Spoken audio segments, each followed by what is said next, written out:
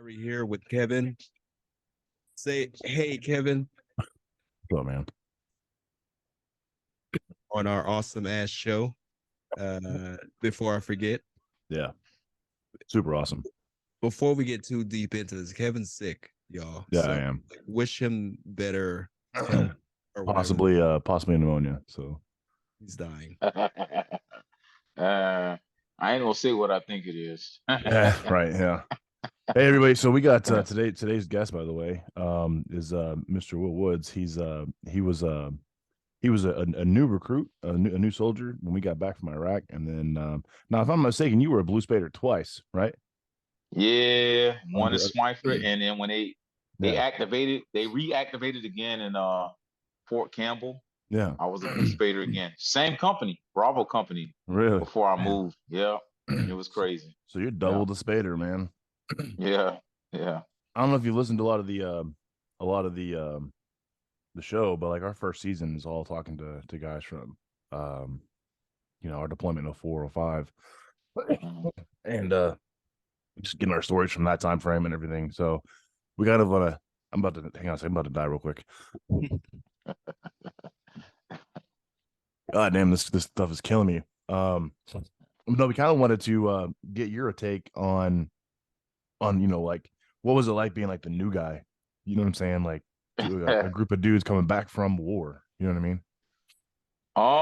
It was all right. So me coming from a bad neighborhood in Tampa, Florida, I thought like it was gonna be easy, but I realized like the guys coming back from Iraq, they was on a whole nother level than I expected. It was, because you got basic training, you got drill sergeants, you got the roughness that they taught you versus you coming back, being assigned to your first unit. And I don't know if you guys remember, we was living in like the kitchen area on the third floor in building 209 in Swineford.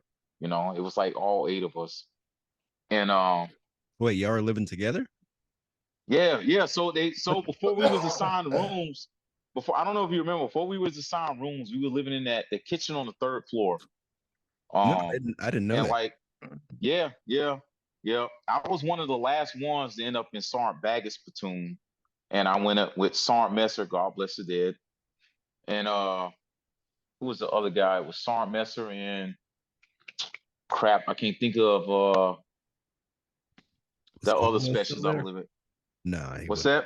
that? I said, Caldwell? yeah, was he No, still there? Yeah, Caldwell was still there. Caldwell deployed with me again on that in Ramadi. Mm. I mean, you left, a couple other guys left, but Caldwell was still there. Mm-hmm. But anyway, I remember like a bunch of you guys. I don't know, it wasn't you two per se, but they came up there and they like started to have us drink and they was scuffing us up on the third floor. It was crazy. And we had beer. So before you guys came back, we were drinking, but like 2 days before you came back, it was Sergeant King and who was that other staff sergeant that was on Rear D? He didn't deploy with you guys, but he was like, "Hey, y'all not gonna drink no alcohol like for the first week while you guys got back." So we were just like, as brand new privates, we were like, "All right, cool, bet."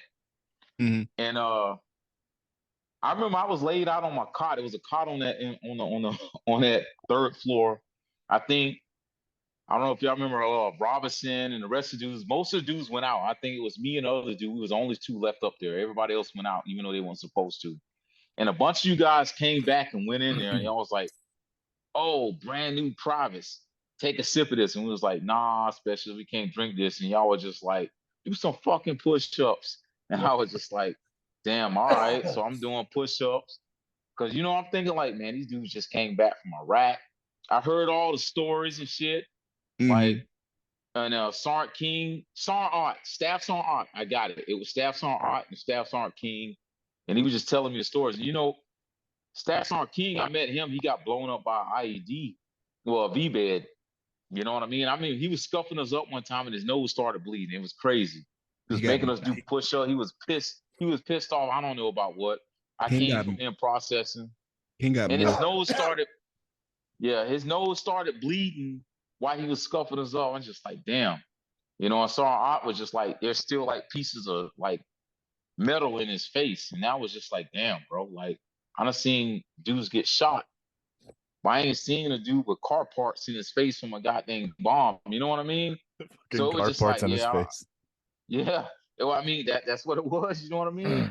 So he just was like, they were like fucking us up. So I had that imprint on my mind. And then some of you guys as battle buddies came up there just, you gonna drink this or you gonna get fucked up. So I was just like, all right, bet. I guess I'm gonna drink a little alcohol. You know what I mean? And I was drinking alcohol and getting scuffed up on the third floor. And that was my impression. That was like the first time I met you guys coming back from like Samara, Iraq, man. You know? Dang. I don't recall that. Was I there? I don't think I was there for that, man. Nah, No. I didn't see you. I didn't see you two until like later. Okay. It was like shit. It was King. Oh man, Rudolph. Hmm. It was you know what I mean. There's a couple other dudes. I see their face, but I can't say their names right now. But Yeah. Okay. you So, know, what was life for you adjusting into now I'm living in Germany? What was life living in a different country? Your first duty station? Tell me. uh, well, I believe it or not, during that time, you guys was the only one that gave me motivation. I was actually depressed during that time. You know, coming from Tampa, Florida. Like the first 3 months, I never seen sunshine in that country, man. It was just like Yeah. snow, rain. So you know what I mean? Like come February, March, shit is growing in like Tampa, Florida. When I went to Germany, February 5th, it was like straight up like winter. You know what I Yeah. mean? It Yeah. snowed like March. So I was just like, that was new to me. I was just like, what the fuck? I didn't see the sunshine until like April. You know what I mean? So I was like, I was like depressed. I was just like, man, dude, like I see why two world wars are fought in this bitch, man. You know what I mean? Oh, I'm sorry, excuse my language. Like, you know, You good? You all right? you know, like I was like depressed at first. Um, the rumors of like the German girls liking the black dudes, it wasn't happening for me like at first. It was just, Oh I don't man. know. And then a brand new private. So you got to realize a brand new private dealing with war veterans. I was getting scuffed up. The sun never shined. The weather was miserable. It sucked. Like, you know what I mean? I was just like, I was miserable for like the first 3 months. You Oh know, man. I Yeah, I can can only that imagine. that that's what it's like. And yeah. you're by yourself, You know, like, no friends or whatever. yeah, yeah, Thinking about it, man, that is yeah. vastly different from when I got over there. I mean, like, I got over there in like right after 9/11, and yeah, I mean, we got scuffed up, but it was, that was expected when you were a private in the infantry. You know what I'm saying? Right, You're gonna get right, fucked up anyway, But like, it wasn't by dudes that just got back from fucking Iraq. You know what I'm saying? And might have right. a little something wrong with them, whatever. Like you said, car parts in their face or some shit. But Yeah. yeah, that is wild. What made you join? Like, so like, going back to 9/11, like where were you? What was going on in your life then? And So I actually had a good job in Tampa, Florida. It was making sheetrock, but I wanted to get in law enforcement. So what actually made me join, I was talking to a reserve sheriff, and he was just saying my opportunities would be better for like get promoted, and also I didn't want to work in the county jail because Hillsborough County Sheriff. Um, you got to work in the county jail before you can be a deputy patrol. And he was saying military experience will better that chance. So I joined the army solely for that opportunity only. I wasn't in per se a bad spot that I needed to join the army. I joined it strictly for the resume. Um, and that's why I ended up joining at that point. You hmm, know, So at least you had a plan from the start. yeah, Like, hey, I'm joining for right, there's a lot of us who didn't have shit plan yeah. wise. Like, here we go. No plan going in, right, no plan Yeah. going out. Yeah, it's good on you for at least having that together because I know that's not easy. So right. um once you get dealing with us for 3 months, you're fucking depressed, the shit sucks. I get that. For me personally, like Kevin said, it was a lot different. It was a bunch of specialists, but they weren't war veterans. They were just a bunch of assholes, basically. Just fucking bunch of drunks. Yeah, for no reason. Right. Yeah, like man, this shit makes no sense. Yeah. And eventually, like you rank up yourself, but Right. I mean, I get the growing pains of joining and dealing with all that shit. It sucks out loud, but you know what Right. you're getting into, so Yeah. Right. So you're coming up on 18 years now, right? ooh, Yeah, no, I'm past 18 years. I'm like 18 years, 2 months, man. Hey, did you Yeah. get the new message that just came out that you can now submit in Yeah, retirement I 24 just months out? 100%. Yeah, I just got it. I was looking into that. Yeah. Yeah. Yeah, Yeah, I did. I just submitted mine. Granted, it's not from active duty; it's from the reserves, but Right. still, I'm ready to. I mean, it's been a fun ride, you know what I mean? But it's time Yeah, to move 100%. on. You know, Right. that's Where- heavy. Man. That's a long time. That's a big chunk of your life to have given to this country, right? Hey, Tyra, it's crazy, man. It don't like I can remember meeting you guys. It feel like it was 6, 7 years ago, more than 18 years ago. Like yeah, Yeah. it's crazy. Time flies. It don't seem like it really does not seem like 18 years. I could still remember the rap music that I was listening to on the third floor, crystal clear. yeah. Mm-hmm. You know what I mean? Like it was like I could tell some time has passed, but it just don't feel like 18 years, man. You know? That's how it was when we had our little that reunion thing down in Destin, man. Like a bunch of us hadn't seen each other in like 17 years, and it was just like it's been a long weekend, like a 4-day weekend, and over that weekend Right. we went, in 4 directions, and then we came back to work on Monday, and Mm-hmm. Right. seeing them again. You know what I mean? Like that's what it felt like. It was really it was interesting. It was almost bizarre, man. Yeah, Yeah. Yeah. It was like exactly like Kevin said, man. Like 4 or 5 days passed, and everyone got fat and bald, or got gray hair, or had kids that were Yeah. grown. Yeah. So definitely, it goes by in a flash, man. Hopefully, you've been keeping up with some of you guys from your platoon over the years. Yeah. 100%. Yeah. Yeah. Yeah. I'm friends with like Sarn shit, the fucking Ranger Tab dude. really. Um First Sergeant Sims. So I took a picture with him as a Sergeant Major when he was the Sergeant Major of 101st. So yeah, I mean, for the most part, I'm still tight knit with the original Blue Spaders from Swineford. You know. Okay. So me, a big group of us leave, big mass Yeah. exodus, and hmm now you guys are ranking up on your own. What was life like when all the veterans kind of split? So fortunately, that first deployment, Ramadi, and that was one of the worst deployments out of all 5 that I did. And it went from being a new guy, I was one of the senior dudes just simply because I've been in the army longer. But I mean, we still had Specialist Rudolph. We had Sergeant Baggett. First Sergeant Sims ended up going to HHC, but we still had Sergeant Baggett. We still had enough of the old guys from Samara to make a difference. Mm. Um, you know, so it was like 80% new guys, but we still had about 20% of the old guys from Samara to help us out.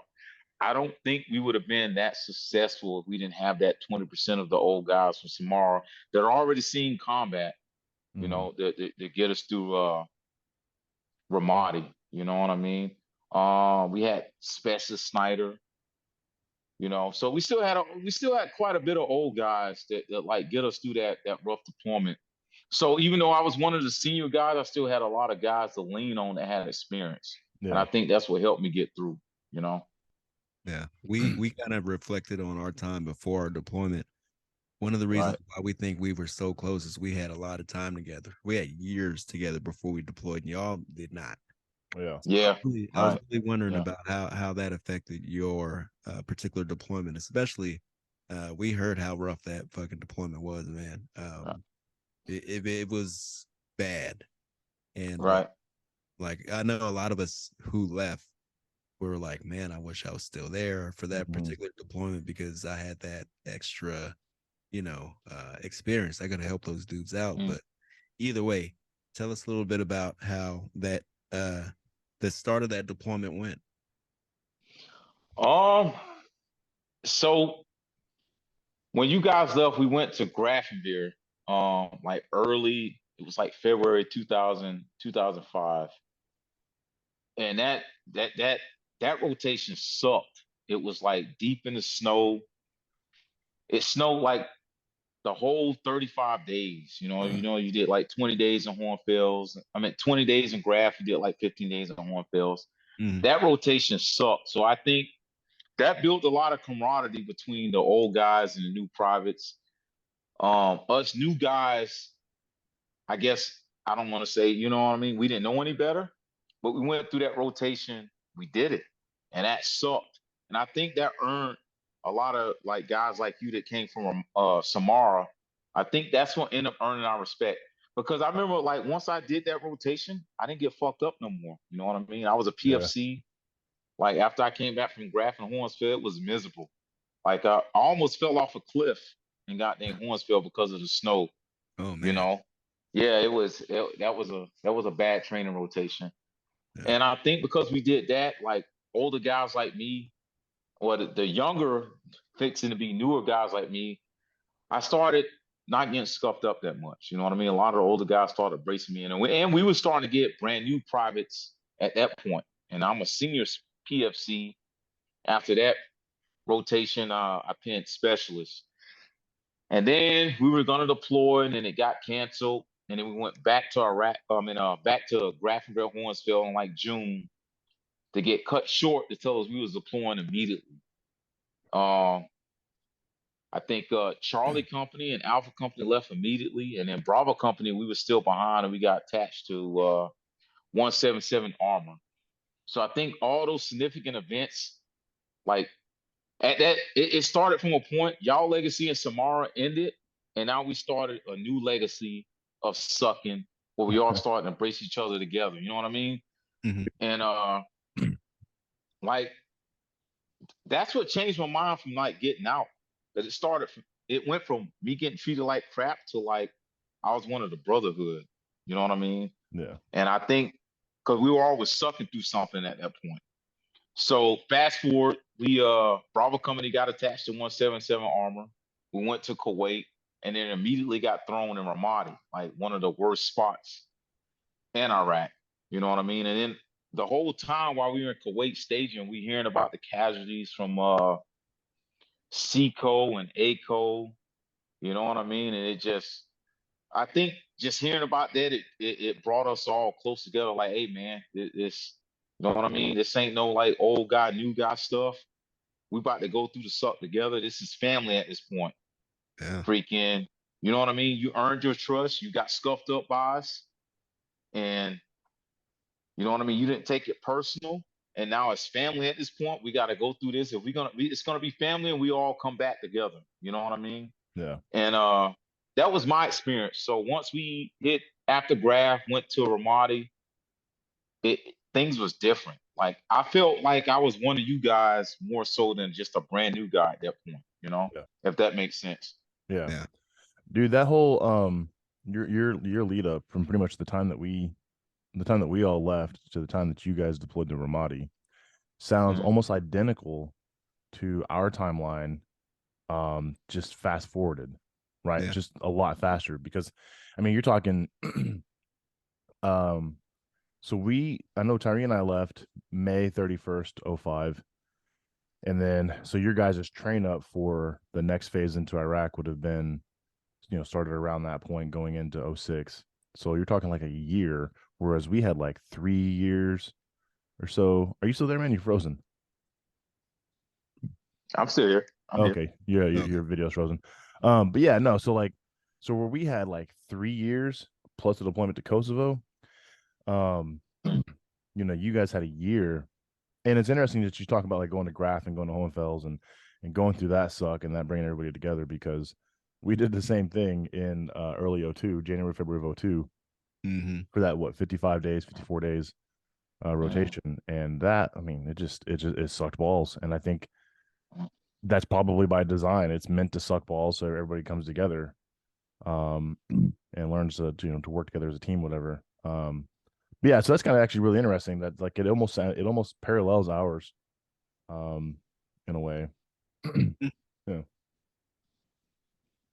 So, you guys dealt with a lot of bullshit while you were there. I think one of the reasons why our deployment went smoothly is our leadership. Tell me a little bit about the leadership that you guys had during that deployment. I mean, it was excellent. I mean, we swapped out First Sergeant Sims, went to HHC, and we got it was Sergeant First Class Hiking. He was the acting first sergeant, and then I remember him. crap, I can't remember the company commander dude. Oh, they called him. If I could say, they called him Rainbow Six because he would not against that. He went that way, but um, about the leadership, it was. I mean, it wasn't. It wasn't bad. So you got to realize, being in Bravo Company, we are a Blue Spader, and we got attached out to 177 armor. So we was like the stepchild. You know what I Yeah. mean? Um, and I really didn't know much about 177 armor, and nor did I pay attention. I was more focused on First Sergeant Hiking, Sergeant Baggett, um, the other like first what was his first platoon sergeant. He ended up going to ACO to be a first sergeant. God bless that, he ended up committing suicide. Oh, McKinney. But Yeah, yeah, sorry. Sergeant McKinney. Sergeant McKinney. Me and him had the same birthday. He used to always remind me of that while making me do push-ups. But Yeah. God bless that, Sergeant McKinney. Um, but the leadership wasn't bad. I mean, I've had worse leadership. I've had tremendous worse leadership in garrison. Um, to be honest, that was probably one of the best leadership I had while being in Ramadi. And I think because it was one of them times like you couldn't being in Ramadi was stressful enough. Like if you was gonna be some toxic leadership, we probably would have had a bunch of suicides and stuff like that. Like Ramadi sucked. Like Yeah. it sucked. It's something like I never want to do again in my life. You know. Yeah. I got 3 other deployments after that, combat deployments, another rotation like Romania and Bulgaria. That Ramadi deployment is something I never want to do in my life. I don't wish that on nobody. And I think the command, they knew that, you know, because you got some of you guys like you guys, that was y'all second rotation, plus the new guys. If you were going to be a terrible leadership, it would have been bad. So Yeah. first Sergeant Eichmann he was amazing. Sergeant Baggett was amazing. Sergeant First Class McKinney before he left was amazing. We ended up getting Sergeant Nunn. The leadership was Sorry. good. Even the squad leaders, all the staff sergeants was like they put themselves on our level. Um, I remember one of my team leaders was Sergeant Johnson. Sergeant Caldwell was still there. It was I don't know. It was like family. Mm. That was probably one of the best leaderships I've had my 18 years in the Army. And I think it was because it's just the environment. Everything we had so much adversity to lead up to that point. You Today's Army is not seeing adversity like that, and that's part of the problem. You Yeah. know, you know. It's and I grew up as a private with that kind of leadership, and even as a staff sergeant today, I expect to see that leadership, and I never get it because the times is just different. Right. You know, so that point of time, like that was probably some of the best leadership I ever had in the Army. Some of the best brotherhood, some of the best cohesion that I've never had. And believe it or not, because of that environment is one of the reasons why I'm so ready to get out. Mm. Because you're just not getting that kind of cohesion and that kind of leadership now in this peacetime. You No, know. that's 100% true, man. And that's kind of where I'm at with it as well. I actually, so it's interesting when you did your last cycle, Mm, I was doing my last cycle, as a mm, drill up at Fort Leonard Wood, and I was like, that's fucking cool, man. Like, the timing of it all. But I've been doing the reserve drill thing for a very long time. But mm, part of the reason though is because that I want to get out of the Army is, I mean, like one, like doing the drill sergeant job at my age it hurts, right? Like it's a rough 100%. job. It is a rough job. But also, man, like I don't know, the Army's just kind of going in a direction to where like my knowledge is becoming not necessarily obsolete, but like not necessarily needed either, right? Like I have a lot of Right. knowledge on, you know, how the active duty Army was, you know, 16 years ago, 17 years ago, and how Army Reserve Army is in a drill sergeant unit, but like I'm not necessarily effective in any other ways.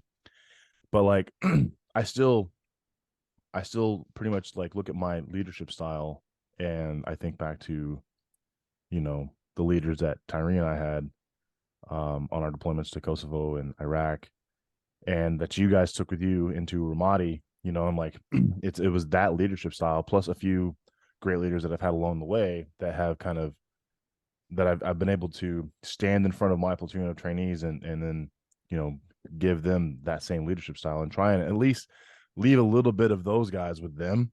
You know what I mean? Because like you said, like they're just not getting that same leadership style. They're Right. not being taught cohesion. They're not really being taught like this family mentality, this brotherhood mentality. It's more of a, you know, dog eat dog, like watch you know, CYA, right? Like watch your own six and fuck everybody else. I can't really stay. I can't get with that at all, man. I can't. Right. I was gonna ask you, like, hey, how do you feel about our time compared to, you know, current times? And I could probably see that you are more likely to, you know, like the past. Um, how has that affected these new troops? This new way of training, more or less, or this new system. How does it affect you guys as the instructors? Like, hey, man, I know how this should actually be. I've been to combat before. You know, Right. I've my body is broken from this job, and I'm trying to show Right. you how to do this. And you're are what is the feeling? Is it discouragement when you know all this work and this effort goes into these troops, and you feel like you know maybe they're not exactly how you know the guys were when you deployed? Is that concerning? So let me start off with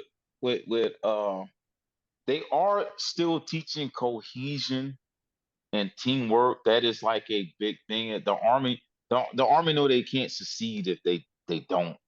So they're trying. You know, they are preaching these things. And as a drill sergeant, we were all preaching these things. Um, it's just these new guys, they just uh, it's kind of like what he said before. It's kind of like I can see this as a staff sergeant world. Um, all my like drama came more as a staff sergeant. For you know what I mean? Like because with this new NCOER system, everybody wants to get the number one spot. So Mm-hmm. I've had like my peers try to shit on me just to get the number one spot for nothing relevant. You know what I mean? Just petty stuff. Like, I don't know, let's say I missed something in planning.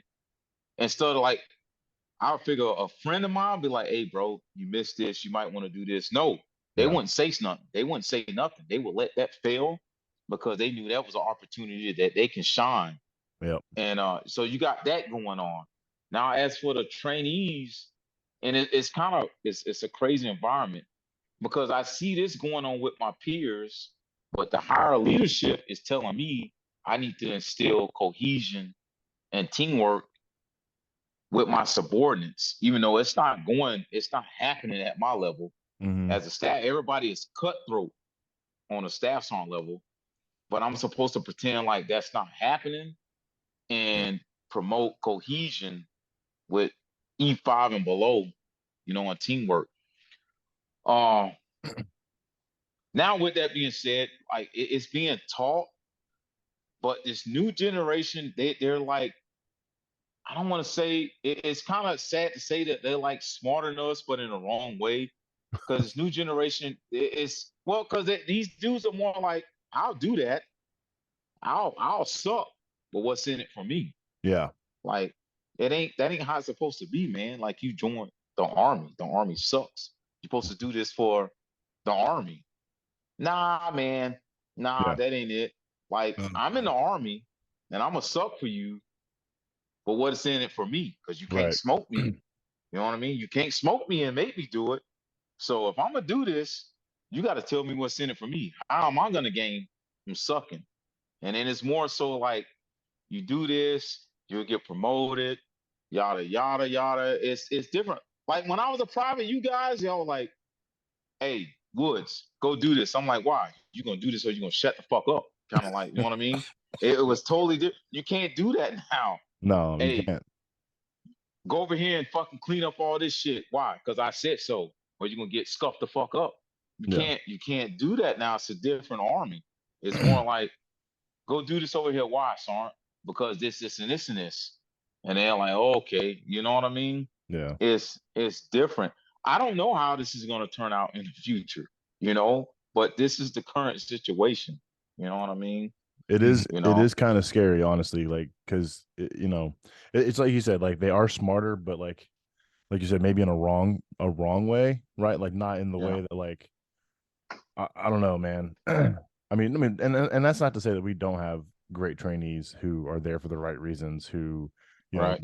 do the damn thing and get along and perform well, right? Because we do, right? I mean, every cycle I've ever had, we always do. Um, but like it just seems like over the years, the trainees that I've had have gotten further and further away from serving for like for good reasons. You know Mhm. what I mean? That's kind of shitty Yeah. to say. I don't mean I necessarily mean like for good reasons, but like what's the word? I don't know. It's just kind of they get away Less from. patriotic, maybe. It's I mean that. personal, yeah, patriotic, personal pride. Like it's, you Well, know, I that's mean, I the thing. joined for my own personal reason, but while I was in, like, even now, like, I still iron my uniforms. My uniforms look clean compared to the Mhm. average staff sergeant. Like, even staff sergeant don't care about how their boots look and stuff. Like, it's different. Like, you in that uniform paints a picture, Yeah, and it's like everybody takes that for granted now, man. I don't know. Like nobody gives a fuck about having squared away boots. Nobody cares. yeah, Uniform is all like I've seen staff sergeants who like, so I'm in S3 now, right? There is no fucking way somebody in S3 should come to work with a fucked up uniform. You ain't in the field. You see what I'm right. saying? You ain't Yeah, doing ranges. You know what yeah, I mean? Like if you got a range day, it makes sense. But like I see staff sergeants come to S3 with like a uniform as if like they're going to a fucking range. Like yeah. you shouldn't wear that uniform. You a staff sergeant. You know what I mean? If you do it, then what the fuck you expect these privates? Like they're looking at you with a fucked up uniform. No, Like exactly, exactly. they're And not, you know what I mean? well, and You it's that know? it's that line in the drill sergeant creed, right? Like I also instill pride in all I train, pride himself in the army and the country. Right. And it's like they're skipping over that line, especially it was a lot of like I've been a drill sergeant since 2000. I got my hat in 2008, so my first one was on the trails in Right. 2009. So I did a year in 09, a year in 17, and then various cycles in between, and then just came off my full cycle this in October. And I do see a lot of that too. I mean, there are drills that try and instill pride, but like just Few and fall far short at between, it, maybe. huh? Right.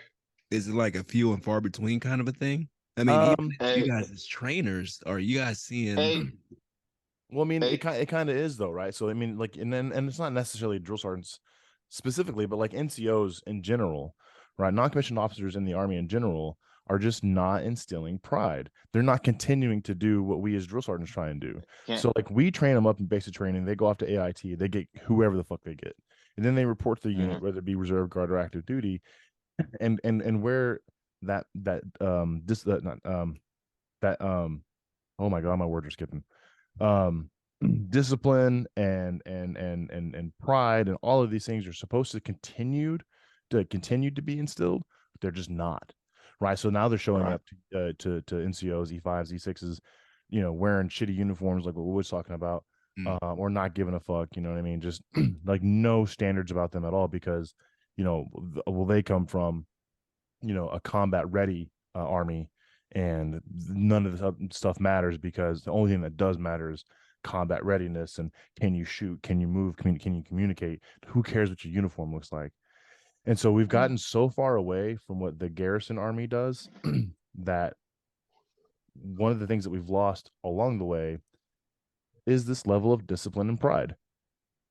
I mean, it really is. Like, for example, what do you think of the AGSU, the new uniform? I believe it or not, me personally, I actually like it. Yeah. It kind of remind me of the greens. It's like a different version of the greens that we had. You had your Right. combat patch sewn on. Yeah. But they look better, right? Yeah, they sharp. They sharp. It is all it is, it's history repeating itself. You know what I mean? They had it in World War II. Exactly. And that's exactly my point. There's pride in it, right? There's when you put it together and you put it together nicely, you can show the discipline that you have in putting that uniform together and have the pride that you have and when you wear that uniform. Hey, right? But with that being said, like to get promoted to Sergeant First Class, they're not even evaluating uniforms no more. You know what I mean? You know that, right? Like, so you can have this shitty ass staff sergeant. This dude might not know how to put his uniform together. Like in the infantry, it's mainly EIV and Ranger tab. Those are two things that get you promoted. Yeah. They're not looking at if this staff sergeant can square away his uniform now. So they don't know that no more. Like I don't know. It's crazy, man. Well, I know in the I reserves. think that it's a little bit. I think it's we were dealing with the Army in a different time, and it wasn't work. I feel like once, close the business, work is over for these people and they don't fucking give a shit about how anything looks. It's just over until the next day when you start work again, and then you go fucking shake off that uniform and, go back to work. I think with us, since we lived there, it was a different fucking feeling, man. It wasn't just work with us. It was family. Yeah. And right. You guys, those guys Tyree, don't get it. Like you're saying, like I'm happy I'm here. Cause like this is something you won't see with this new age. Like look at my garage right now. You know what I mean? Mm-hmm. Like I still have my boots and stuff in display. You know what I mean? Yeah. And it it's crazy when my peers said like, bro, you weird. Like, why would you do that? I'm thinking like, what do you mean? Because you know what I mean? I gotta making sure my shit squared away so I can be the example.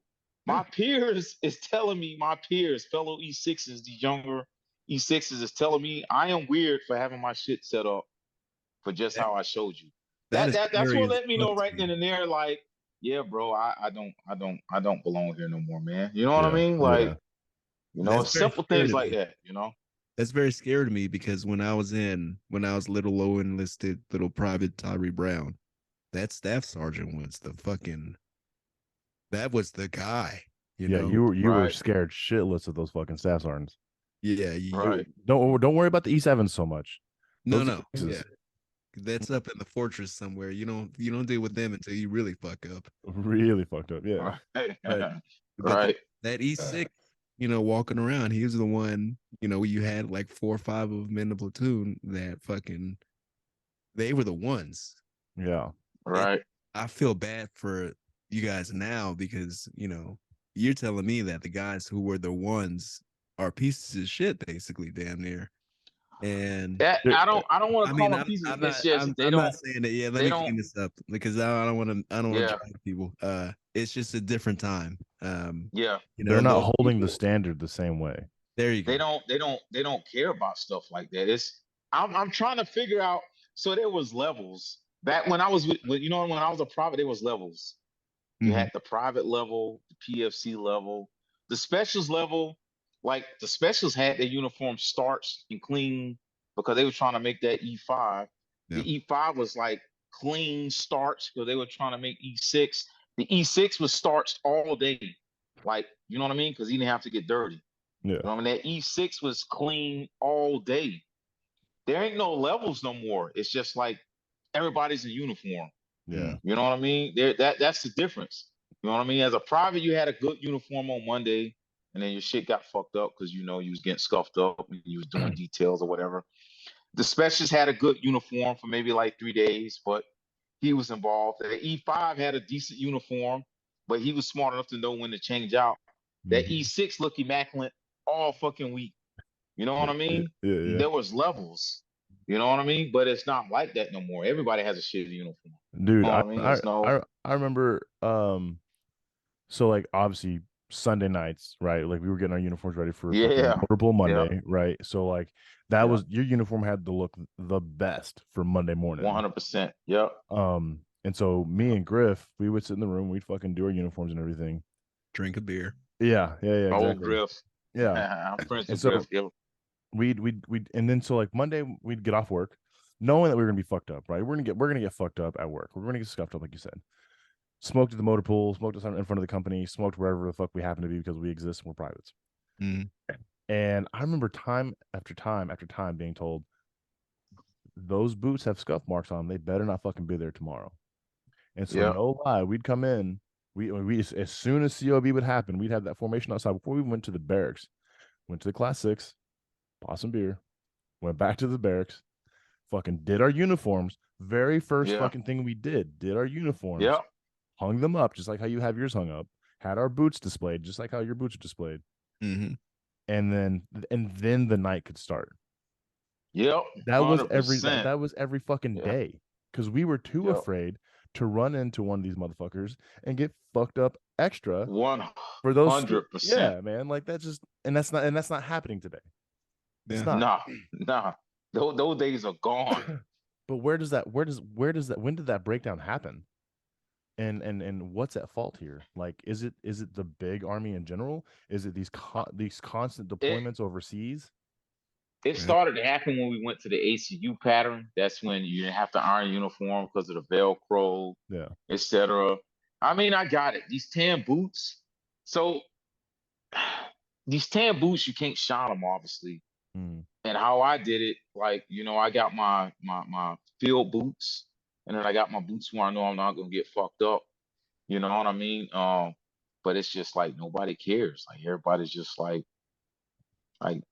literally nobody cares. I don't know how this is gonna turn out for the better or worse. You know what I mean? I don't have the answers. You know what I mean? Cause I try to like tell myself, you know what I mean? So like World War II, those dudes didn't wear like kit and shit. You know what I mean? And they survived. And then you got Vietnam, they didn't wear kit and shit. And then half of Vietnam, they wore flak vests, getting fucked up. And then half of that, the 80s were flak vests. Then we came out with the IBA, and then we came out with the OITV,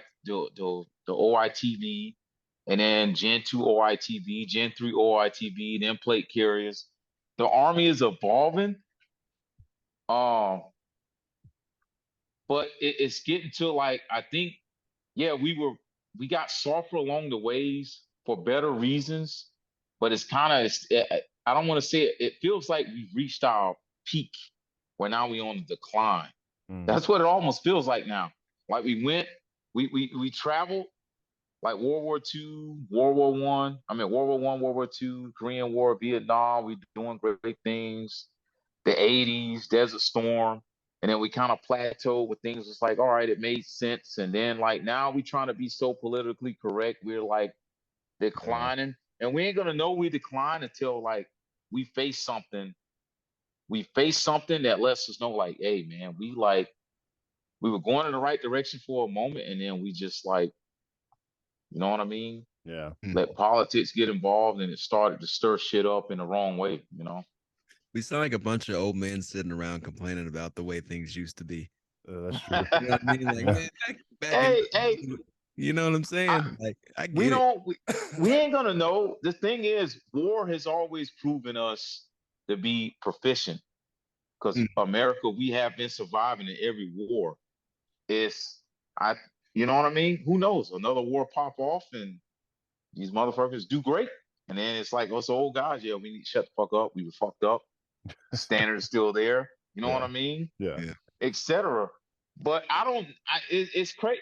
So the thing was, even though standards changed with equipment, motherfuckers wasn't crybabies though as they are now. That's the key thing for me.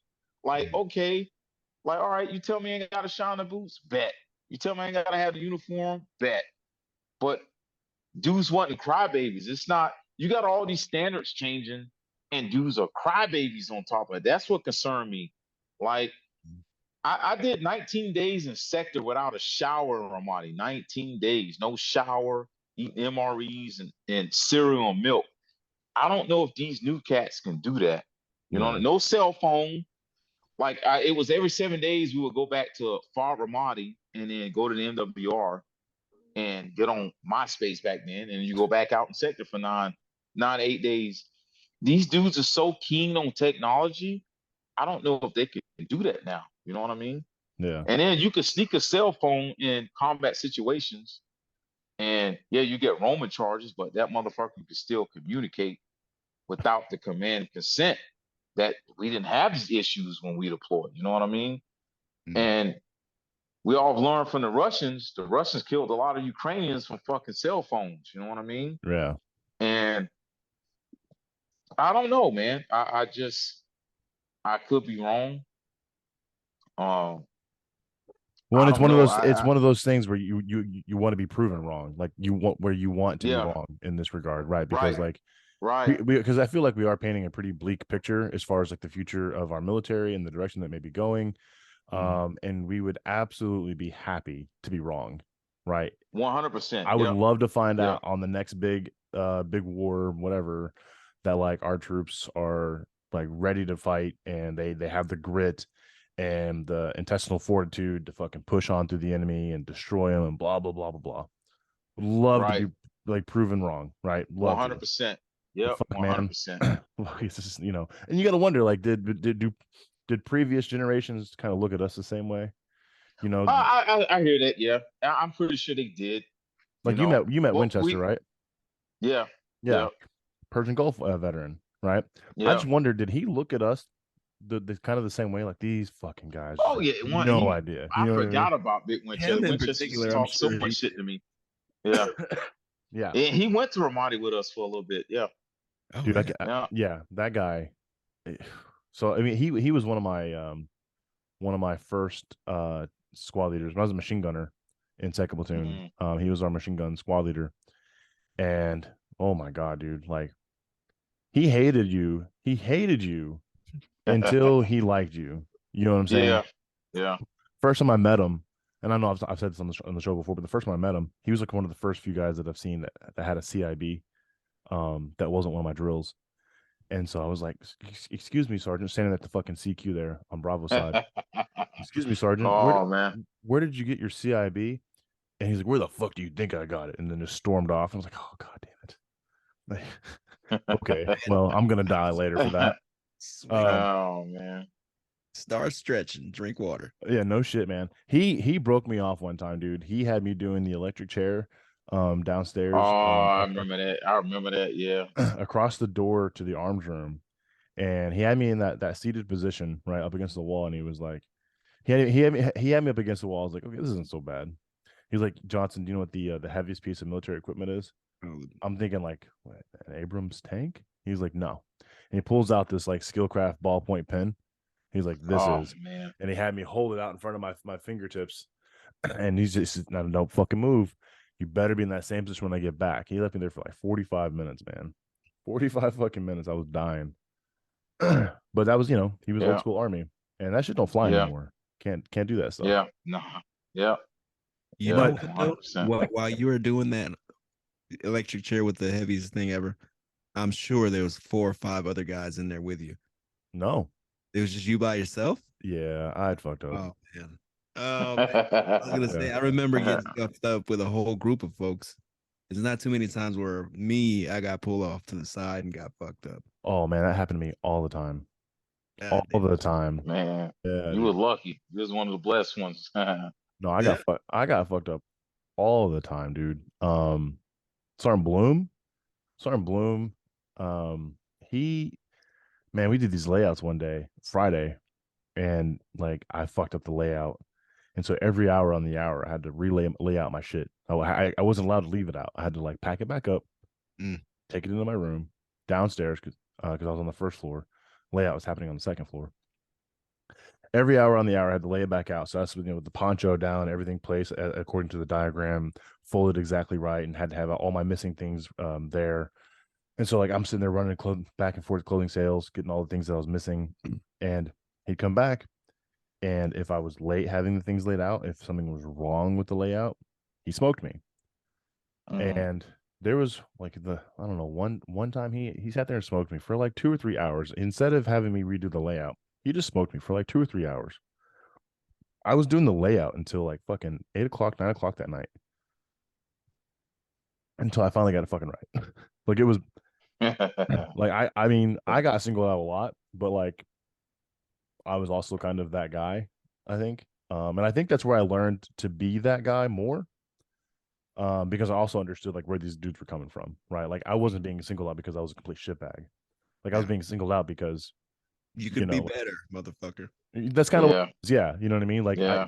they had these higher expectations of me, and I was just falling short because I was being lazy, and because I think about like all the other army schools that I've ever gone to, um, or any other army thing, I've always been that guy, right? I always get singled out by some leadership being like, "Oh, fucking Johnson, you're that fucking guy."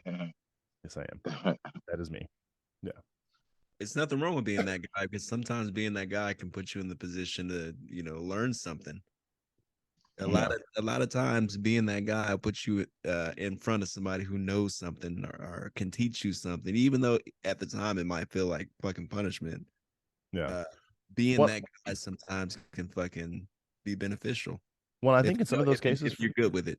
I think in some of those cases for me, the depending on who it was that was smoking me, or whatever. Because I do remember a time when I was at BLC and the NCO singled me out, and every day, like in fucking chow formation in the line, he had me do fucking Starman at the back. So like where you squat down into a ball and you explode up in the air, God, and yell Starman, and you have to repeat that over and over and over.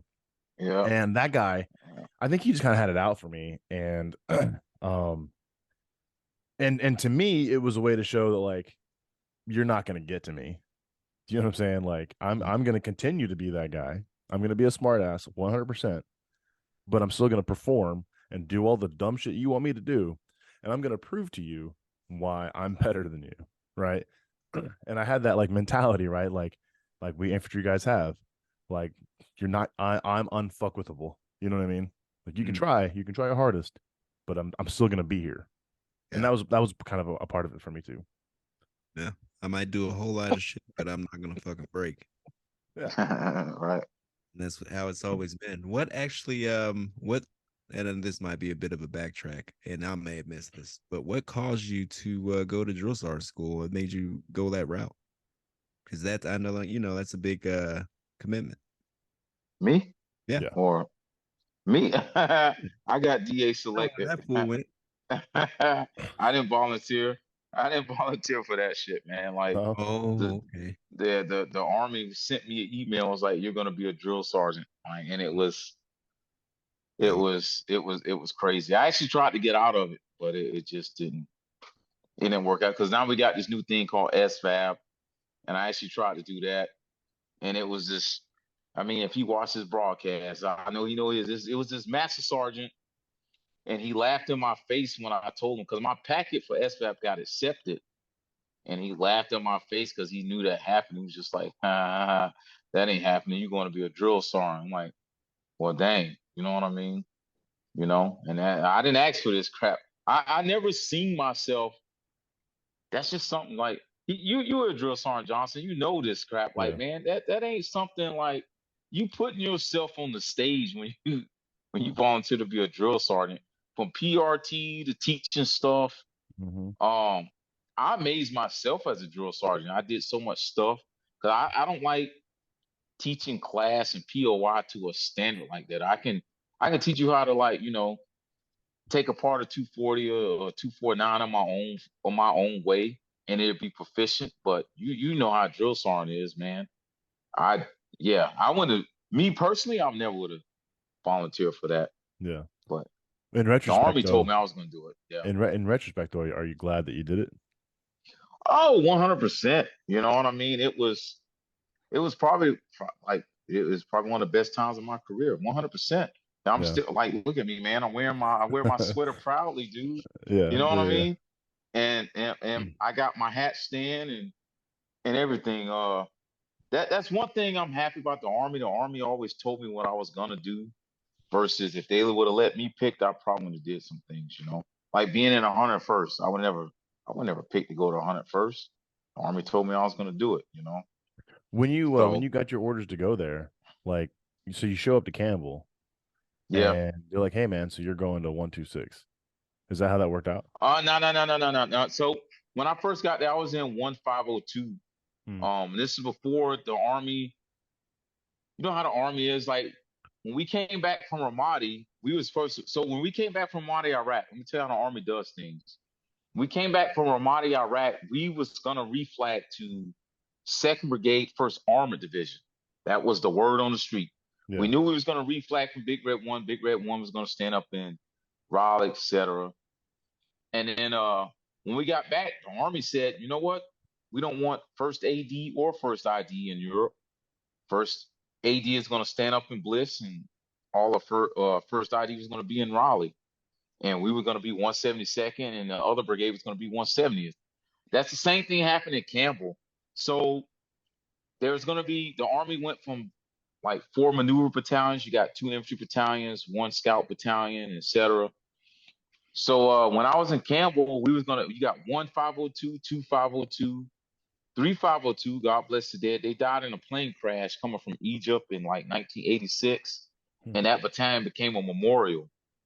And they said they came up, they were gonna bring up 3502, and then 126 was deactivating. And 126 has such a history. The Army decided was like they didn't want to get rid of 126. You know what?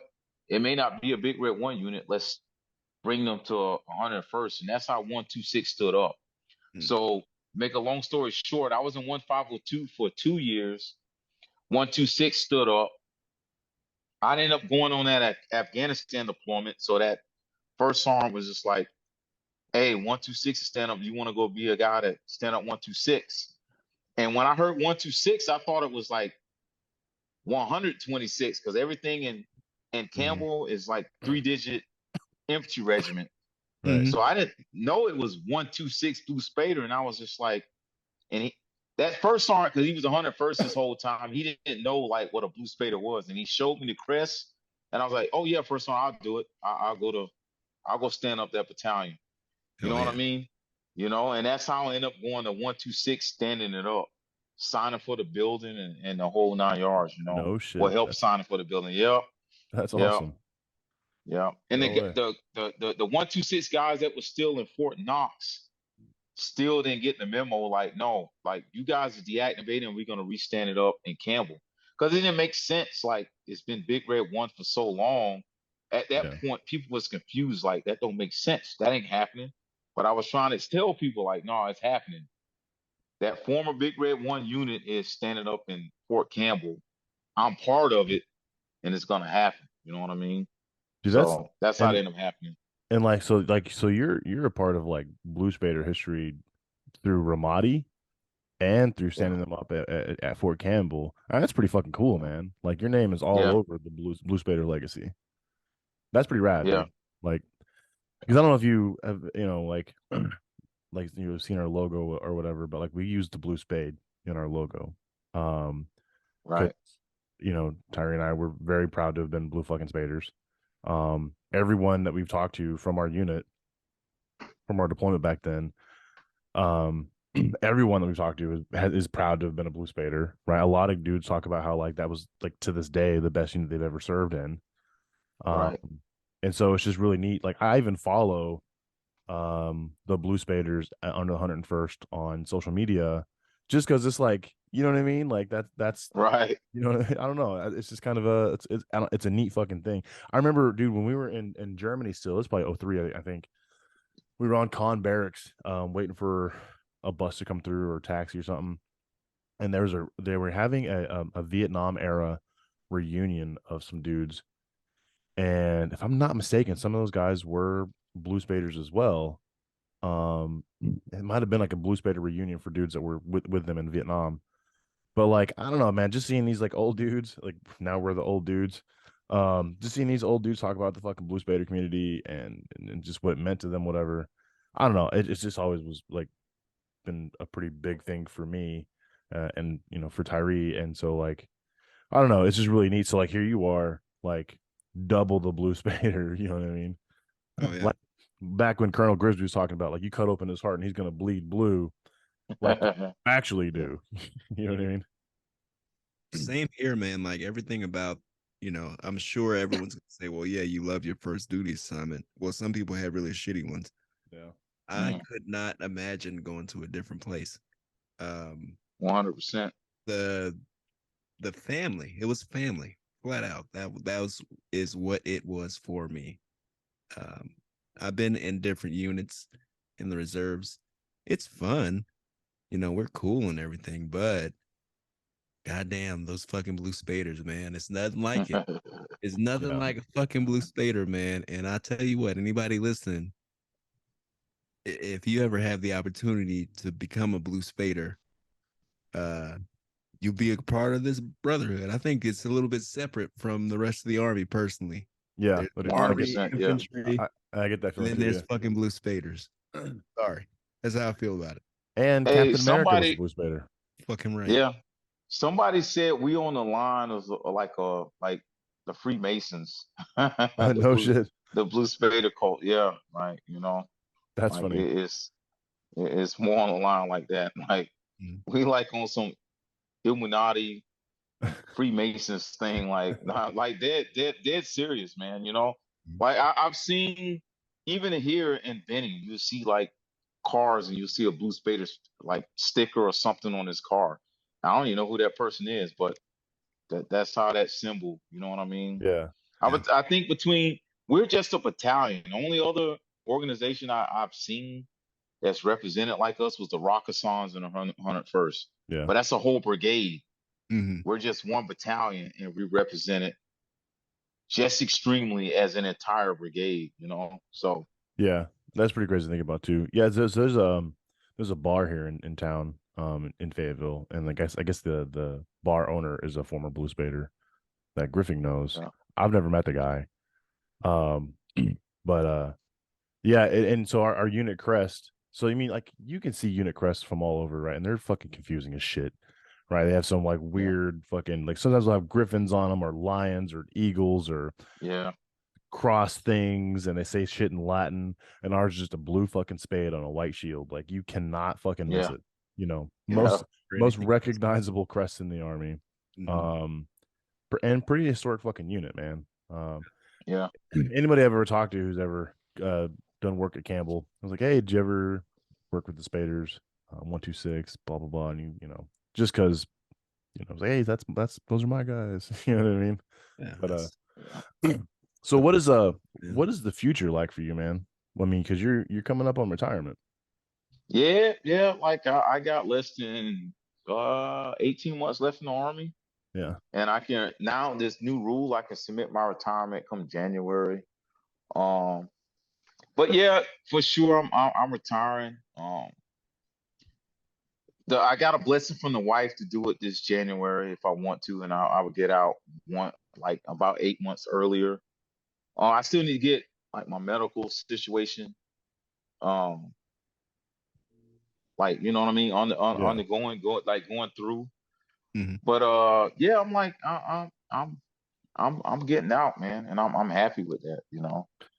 definitely make sure all your So medical shit's in line, dude. Like, Yeah. because yeah, when yeah, you do retire, I would start your VA process before I mean, probably around the same time you submit for retirement or whatever, because it is a right. process and they go through all that shit. So like the more more updated your medical records are, the easier that will go for you and for the whole process. But like what about the army? What about after the army? Like you gonna give law enforcement? Uh, yeah, that's the goal, but I'm not 100% on that. You know what I mean? Like, so I love law enforcement, Mm-hmm. but it's just like right now, American law enforcement is in a kind of in a bad. I don't want to say law enforcement as a whole is in a bad state. It's just with society and everything, it's just in a bad state right now. Yeah. And it's that decision is more like, so now that when I'm doing things, it's not more about like what I want. It's what's best for my family. Right. And like I was telling the wife, she's not really keen on it because she don't want me to get fucked up, like or get hurt, get shot. Um, because God forbid, I made it through 20 years of the army to die Yeah. Yeah. on the streets of my freaking city. Or you know what I mean? Now maybe I Yeah. don't die. You can still, the cops get messed up in the city that Yeah. people don't talk about. Get stabbed and career ended. Well, I don't know if you You know, know. Tyree was LAPD for 13 years. Yeah, yeah.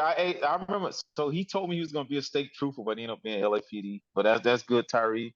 I remember Yeah. you was always talking about you was gonna be a California trooper. I knew he was getting out for that. But Yeah, I was on it, but I fucking failed the test by like word. 40 points. And then I'm like, fuck it, I'll be LAPD. Like, The chip, All right. Yeah. is like, you're too Yeah. dumb. LAPD is like, we'll fucking take you. yeah. So, walked across the street, took their test, did their little interview, and in about a year I was on. And same thing what you're saying, man. It's Yeah. not just the danger of being a police officer, because there's tons. Like, people want to kill you. Like, Yeah. there's people who don't like police, and if they had an opportunity to Right. kill you, they would. Um, I know some cops who have had bounties on their heads from these gangs. Wow. It's fucking crazy. Like, this shit, it's becomes a different part of your life now. That same kind of brotherhood, not in the same way as a Blue Spader, but different, because Right. you can go home at night, all this kind of stuff, but there is a high tip top, all the way to the top, high stress level with that job. Some days it'll be so fucking easy. You fucking smoke a cigar under a bridge hanging out. I've done that multiple times. Other days Right. it is not like that. And a lot of people don't realize that. And it's they find out the hard way. So I Right. always tell people, hey, if you want to be a police officer, like, talk to me. I'm not going to scare you out of it, because it's a fucking honorable job. It's a great career to have. But I'm going to tell you, like, the real shit about it, not just, oh yeah, we do fucking pursuits and shit, and I had a ton of arrests and all this kind of stuff. No, because there's all this paperwork that goes along with it. There, Right. the high ass danger that's going on with this job, where motherfuckers are in danger constantly. In some cases, like, it is what it is. You're going into this situation knowing this guy's in here shooting. It's crazy. Right. And a lot of people Right. don't really grasp that. Child abuse, holy fuck, don't get Yeah. started on Yeah. shit that you will feel emotionally when you deal with a child abuse suspect. The child is bad enough, because they cry and all that kind of stuff. Maybe they can't explain what the fuck happened, but you know what happened. Now you have to deal with this fucking guy, and Right. stop. And I've been there too. And I never thought, when I raised my right hand, that would be a part of it. And it's heavy. And I need people to understand that. I think you'll be a better officer if you understand that going in. Right. 100%. 100%. As you can see now, I have the smoke. Well, hey, good stuff, man. I ain't gave up my hopes on it, but it's like I'm not, it's all about the wife. She kind of, Mm-hmm. talking about what you just saying. You know what I mean? Yeah. My wife wants me to be 80 years old, looking at our grandchildren. That's what she wants. So whatever I have to do to achieve that, she's that's what she wants. You could look into kind of get the best of both of those worlds is like VA police. Yeah. Um, Yeah. I mean, because their primary function is policing the VA campuses all across the country. And a guy in Yeah. my unit, he's actually a VA police chief down in Austin, and makes really great money. He's Mm, not super stressed, but and he did law enforcement in Mississippi, Texas, and I think a little bit in Arkansas. And then he got on with the VA force, and he's been with the VA for 8 or 9 years now. And he's been able to move his way up. Obviously with his compounded experience and then his time in the military, he's at 20 something years or about 20 years in the Army too. So, but I mean, and so you're still in the federal system, so like your Army retirement goes towards that federal retirement. So you'll start in that job as if you've got 20 years of experience accruing like leave and sick time and all that stuff, and then how your pay grade works and everything else. But you're still law enforcement, just federally. And so, and to me, like, I don't know, man, I like being around veterans, and and the VA or the VA campuses are actually a really neat place to go whenever I do go to the VA, because you see all these old timers in there that you look at, and it's almost as if like the rest of the world has fucking forgotten about, but they still go to the VA with their ball caps on. I went to a Vietnam veteran or wherever veteran, all the fucking pins on. Yeah, and they're walking around proud as fuck, right? Not giving a fuck what anybody else thinks anyway. You know what I mean? And that's just a great place to be. And I've got like I said, I got that buddy that does it. I got another friend that she does it. She's actually down there in Tampa, if I'm not mistaken, at the VA down there. She's a VA PD. Now she's not military, but she still has that kind of mentality and likes to be around military and veterans anyway. But so that may be a viable option for you, man. That way you kind of do both, right? And you still get that like double like federal retirement. Right. Yeah. There you go, y'all. All that knowledge dropped on y'all one time. I will say, man, like for a lot of, I know when we talked to, I don't know if you remember Absher. Remember him? Oh yeah. Oh, I'm sorry. Well, you remember him. Absher, you remember? The name sounds familiar. I need a face. I'm so fucking old. I forget names. I need faces. He was an E5 back then. He's a sergeant major now, over a battalion over in Polk. But we talked to him in the episode called Bingo, and one of the things he talked about is like, what happens after retirement. You know what I'm saying? Like what, because it's kind of scary. It really is, especially when your entire adult life is dedicated to the military, and now you leave the safety net of the military, right? That paycheck every 1st and 15th, and the medical covered, and this and that, and housing, and all these other benefits that come along with serving in the military. And now you're out in the world on your own. Fuck, what do I do? And so for a lot of people like that, like I know since GWAT, right? Like, transitioning from the military into some type of like overseas contracting has been a pretty big thing, but that doesn't sound like it's going to work with your wife. She may be very mad at you if you tried to do that. So 100%. Yeah.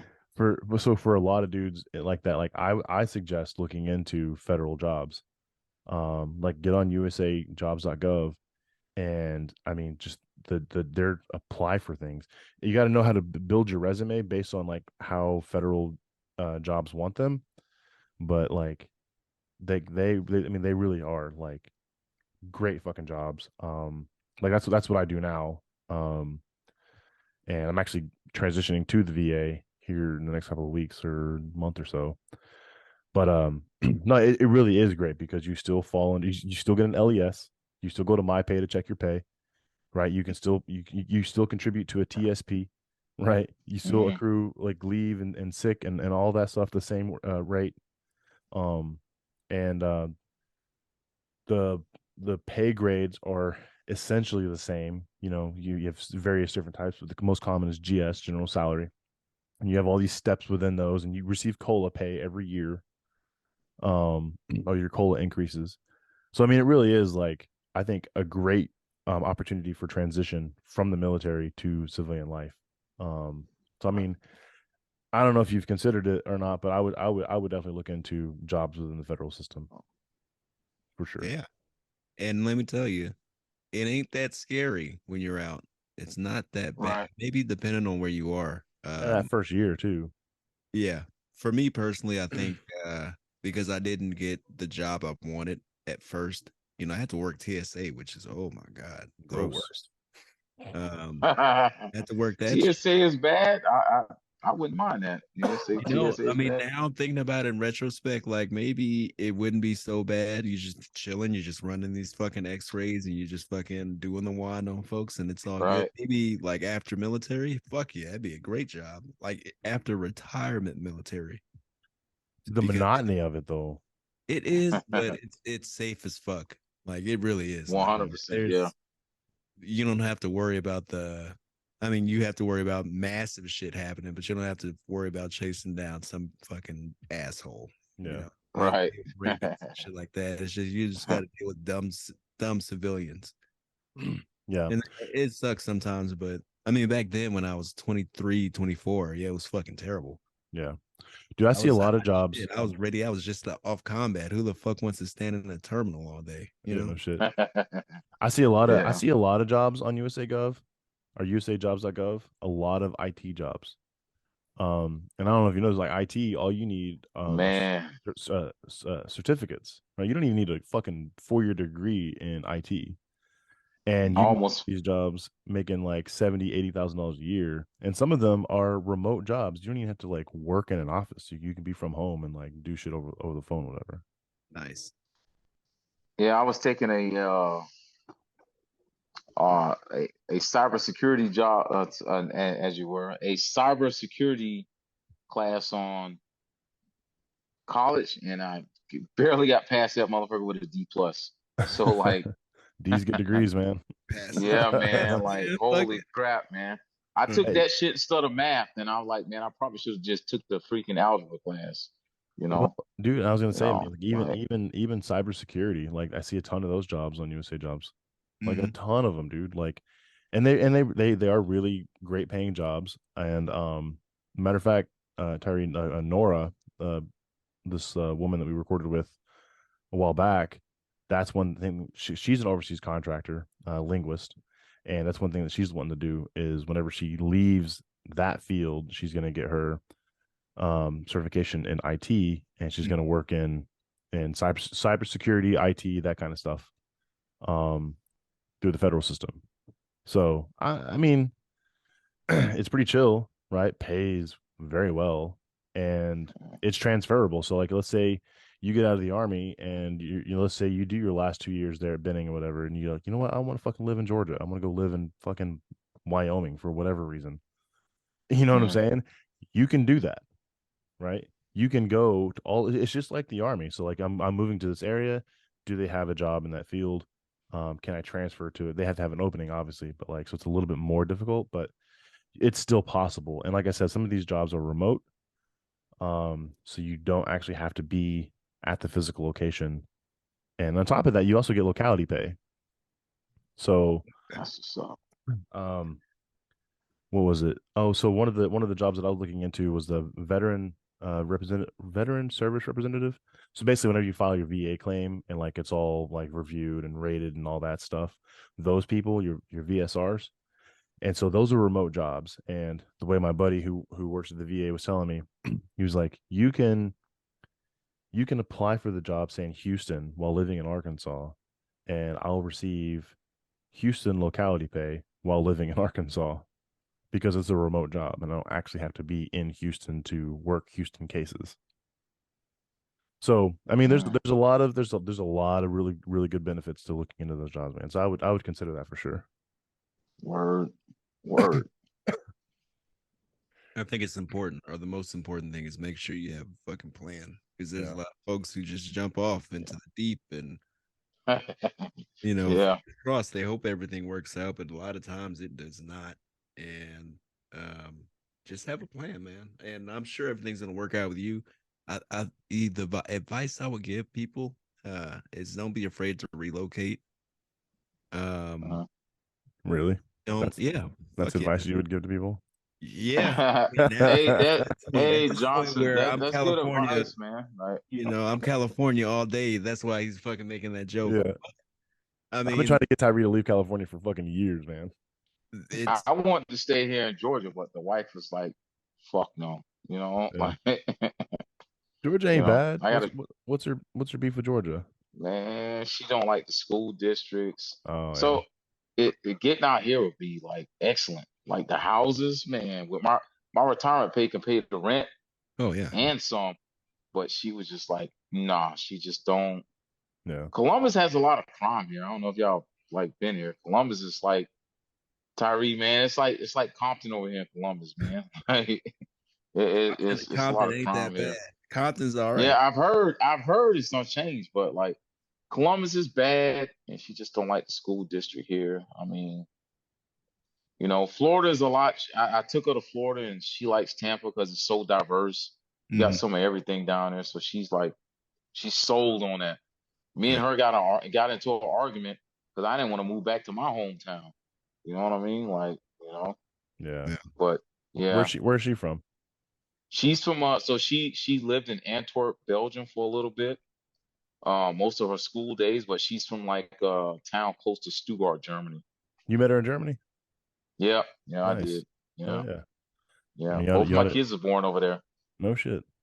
I Yeah, mean, you yeah. can get federal jobs and live in Germany too. Oh, don't. I'm happy she don't hear that because that's what she'd be like. That's what you're gonna do. You better focus on that. Like, Man, Oh, I would do man, it right now if I was in your position. Fuck, hell go yeah, back and live in dude. yeah, Germany. yeah. Just I've been so lined up. I have been scoping out, but it's like it's harder said than done because you Yeah, got that's true. man, like man, I can show you my house. So much is invested in the States. You gotta cut half of that out to move to Germany. It's a Yeah, possibility, but like, the cars and some of the yeah, furniture we got, you just can't take. Yeah. yeah. So hey, I would love to live in Germany again, man. I fucking 100%. oof, miss it. definitely. So we're at the hour and a half mark almost, and Word. I don't want to take up too much of your time talking about the old times, but man, it was really fucking cool to talk to you. Yeah, for sure. Especially, Heck yeah. I'm so happy so happy I can do this, man. He's been on me for like the last 3 weeks. And I didn't know if this was gonna happen. My life is so hectic. But I'm happy it happened. This was Yeah, awesome. It was much better than I anticipated. And yeah. I'm happy I got a chance to do it. No, yeah, same here. And so glad that you're able to like cut out a little bit of time, especially with you being on leave right now and like family and holidays and all that stuff. So, oh yeah, um, yeah, we were a little worried that it wasn't gonna happen today either. Which understandable because it is the holidays and we have people out shopping and family and all that shit. And Right. I'm over here fucking dying of possibly pneumonia. So you know what I'm saying? Um, Yeah. but yeah, dude, like we definitely when I had mentioned your name to Tyree a while back, he was like, "Oh fuck yeah, that'd be a great person to talk to," because we really wanted that perspective of the new guy coming into because we talked to some of the dudes that like were brand new to the unit when we got back from Kosovo in '02. But like Mhm. Kosovo is Right. boring peacekeeping, blah blah blah. Nobody cares. But like being the fucking new guy to a group of dudes that just got back from Iraq for OAF 2, we definitely wanted to hear that story, and then everything else you had to say. Like, nah, this went really well. We're definitely glad you were able to come on with this, man, for sure. oh yeah. Awesome. I was just Hell thinking, yeah. man, while you're talking, the name of this episode could be FNG. I think I that's can perfect dig it. for this episode. Um, yeah, everything that Kevin said, like one of the people we always really sit and think about who we want to try to put on the show, especially now for this season, our third season. So not to be like you should be honored because we picked you, but in Oh, reality, I'm honored. Hey, no, no, no, for real, for real. I'm honored, man. I'm uh, honored. You know, like it hey, was an honor. we have to get people who have a story, and I'm always asking for folks who have a story to tell. Like, please, we're an open platform for those stories. Basically, tell us a little bit about yourself. Tell us what your story is. If it's good, we'll put you on here. We're All always looking right. for folks. I mean, and let me clean that up because a lot of people, Mm-hmm. uh, Mm-hmm. shut up, Kevin. Make sure that Yeah, you, you gotta be careful these days, man. It's unreal, man. You can't just say anything these days, like Yeah. yeah, that's yeah. true. Yeah, you got to be careful, but we screen really well, so we wouldn't hit riff raff on. But Yeah. either way, man, having you on the show was awesome. It's so cool to me that we can go back and grab, our buddies, our fucking folks. And earlier I was gloating about being a Blue Spader, which is awesome, but whatever unit you're in, try to have some pride in it. If it's a piece of shit, it's a piece of shit. What are you gonna do? But be proud of who you are. If you're a fucking Marine, fuck yeah, Marines and all that. Hoorah. If you're in the Air Force, the fucking Navy, now if you're a fucking space cadet or whatever the hell that shit is. Right. Like, dude, be proud of that shit, man. Fucking press that uniform. Make sure that shit looks good, because when you walk around in the civilian world, you're gonna be seen as the fucking example for that particular branch. Yeah. Show off, man. Fuck yeah, you did it. You put the work in. You know what I'm saying? You busted your ass 100%. for those awards. Shine them up and look good, bro. Well, you remember, and not to go back a little bit, but back when we were there in our BDUs, we had to wear on our our pocket flap an earplug case with the earplug case with the unit on it. Yeah. Exactly. Yeah. And I remember being told, like, you are not gonna walk around here looking like fucking hot ass with that fucking Blue Spader fucking crest on your fucking chest. It's just not gonna happen. Yeah. And so that's what you took pride in that shit, man. And it's just not happening now. Yeah. Yeah. So everybody got PCs. Nobody know what unit you in. Everybody looks the same. Yeah. So to recap this episode, it's good to have good friends, and the fucking new guy is going to be the leader at some point. Yeah. It's good to see that leader blossoming and teaching other soldiers the standard. And yeah, man, I love you guys. It's nice to talk to you guys. I'm gonna play my special song to close this out. And Kevin, you got anything before we slip out? Will, you got anything before we let you go? No, man, it's been an honor, and always Blue Spaders. Oh yeah. Blue Spaders. Kevin, you got shit? No, he said it right there. There it is. So hey everybody, it's Tyree here with Before I Forget. I want to thank Mr. Woods for coming on one time for us. I want to thank Kevin for putting that together, because it ain't fucking easy. I want to thank you, the listener, for coming on and listening to our bullshit. We appreciate the likes. Now that you can look at us on video, hi, I'm waving at you. Share it. Let everybody know, about your favorite podcast, so we can get bigger, help out more people, get bigger guests on this motherfucker. I have an incredible time putting all this stuff together, and it's great. I love it. And it's great to do this with my boy Kevin. And it's great to talk to, like I said, former Blue Spaders or somebody who has a real story to tell, because a lot of people got a lot of bullshit to tell. But it's nice to hear from real folks. So if everyone is done talking and I'm done blowing the mic, I'll cut you loose. That's all I got. Thank you. Yeah. All right. Y'all be blessed, man. You too, man.